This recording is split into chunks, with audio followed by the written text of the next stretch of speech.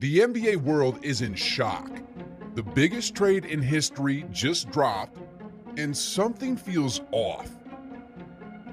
What would you just say to fans who are frustrated about this move?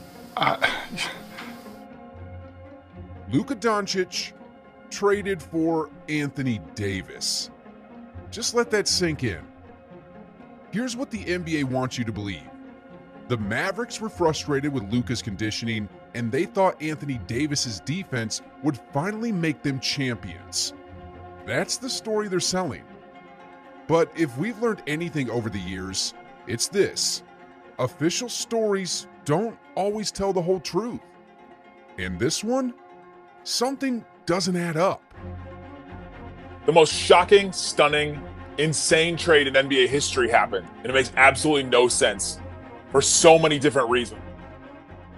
Naturally, I started digging. I searched everywhere, read everything I could find. And the deeper I went, the clearer it became. The numbers, the timing, the behind-the-scenes moves, it all pointed to one thing. This trade was a scam. And today, we're exposing exactly why. You know, I've been in the NBA for 40 years. You never trade stars for stars. Well, let's be clear. I'm the one making the decision, and Jay's supportive of it, so it's me.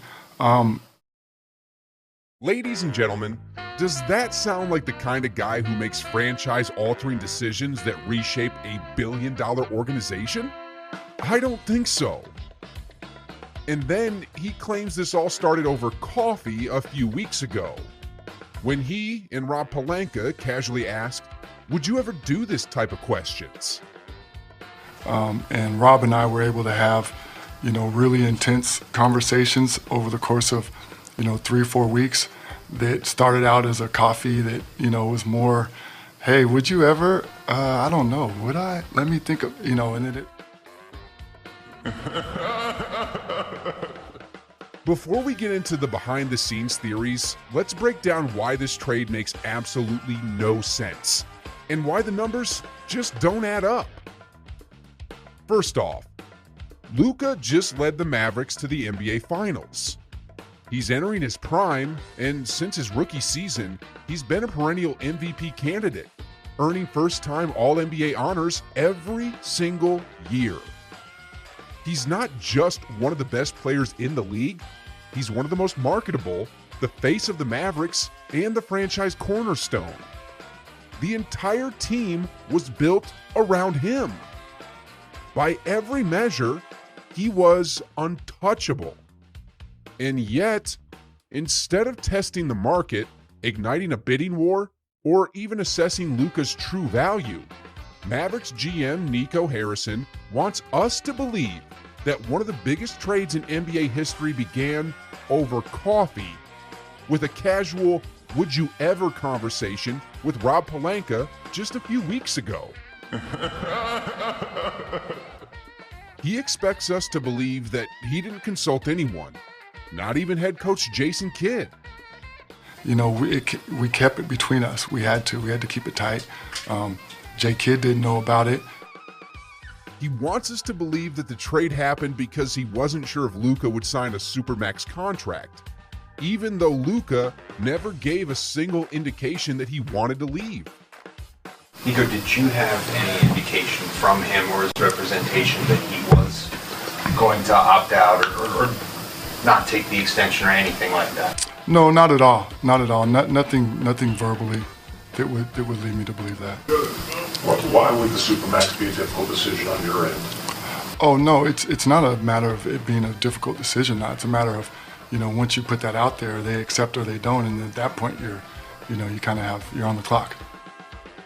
Honestly, I have no idea what he's trying to say here. I mean, how else do you make an offer but put it out there? Anyway, and his defense for pulling off this blindsiding move was, defense wins championships? And, we think defense wins championships. If Nico Harrison had just let the entire NBA know the Mavericks were willing to trade Luka, they could have gotten far more than what they settled for. And that's what makes this so suspicious. Yes, we're talking about Anthony Davis, but let's be real. He's 31, injury-prone, and past his peak, while Luka is 25, entering his prime, and one of the NBA's golden boys. Just look at the Rudy Gobert trade. If a player like Gobert could command multiple first-round picks and key role players, there's no way the Mavericks couldn't have gotten a better offer. In a 3 or 4-team deal, they easily could have walked away with more assets. But instead, the deal quietly happens with the Lakers.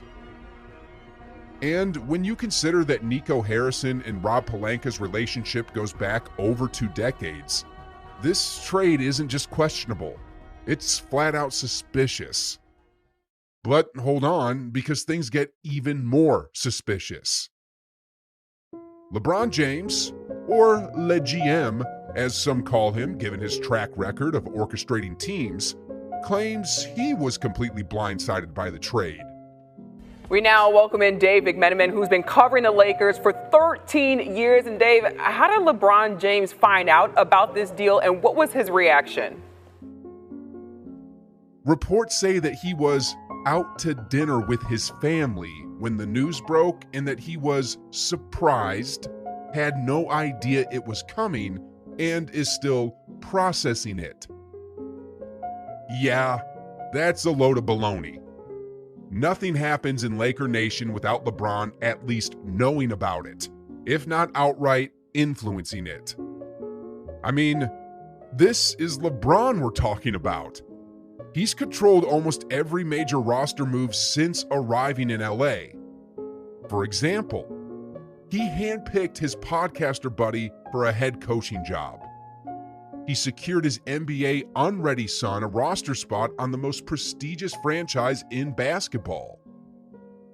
And let's not forget, he personally shut down a trade that could have brought DeMar DeRozan and likely Buddy Hield to the Lakers, 2 players who would have been perfect fits at the time. And now we're supposed to believe he had no clue this was happening? Come on. Fans weren't buying it either, saying, "Isn't it strange that LeBron, with all his connections, was caught off guard?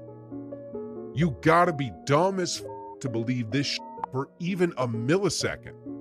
Of course he knew. That's why he made it a point to organize a family outing instead of vibing with the teammates after the game. There's even more suspicions about this, like Adam Silver's pressure to boost NBA ratings, the Mavericks' new ownership and their business ties, and the fact that this trade came out of nowhere. All of it raises questions. But let's move past the suspicions. It's time to break down the top theories on why this trade really happened. The ones they don't want us to know. One theory floating around is that Nike played a role in this trade. Luka is already a huge asset for Nike sneaker sales. He's a superstar, but placing him in Los Angeles, one of the biggest markets in sports, elevates his brand to an entirely new level. For Nike, it's a strategic power move, one that keeps their brand firmly at the top of the sports world. But what's in it for the Mavericks, you might ask? Well, some point to Mavericks GM Nico Harrison, who spent 19 years at Nike before taking over in Dallas. The theory suggests that he still has a financial stake in the company, maybe in stocks or other incentives, and that making a move that benefits Nike could mean a nice golden parachute for him when he eventually heads back to Oregon. It's an interesting idea, but I don't completely buy it. Not on its own. Something this obvious would be easy for the league to catch, and the Mavericks owners wouldn't just let it slide. No, if there's something shady going on here, it probably goes even higher. And that brings us to the next layer of theories.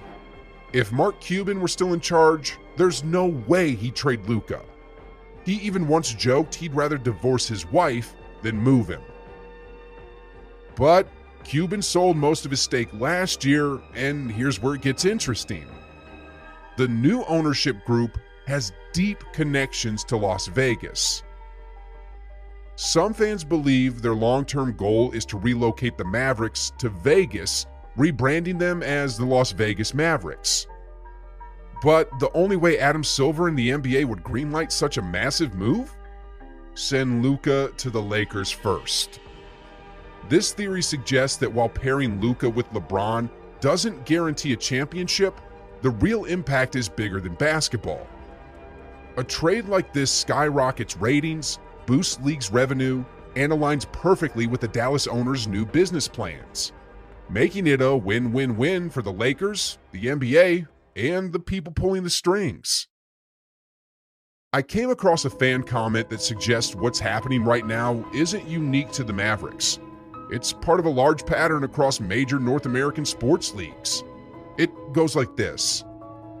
The new ownership wants something, most likely something financial.